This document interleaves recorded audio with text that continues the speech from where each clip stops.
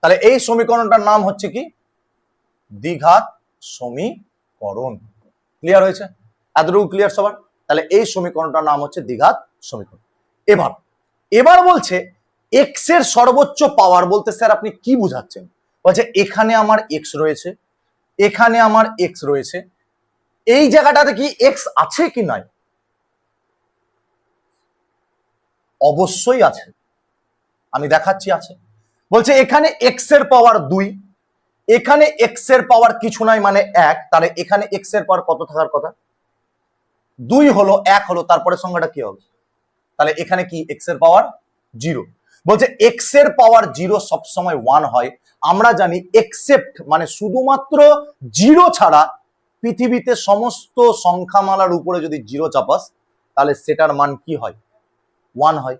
তাহলে এক্স এর পাওয়ার যদি 0 মান 1 হয় তাহলে 28 ইন্টু 1 মানে কত ঘুরে আসবে?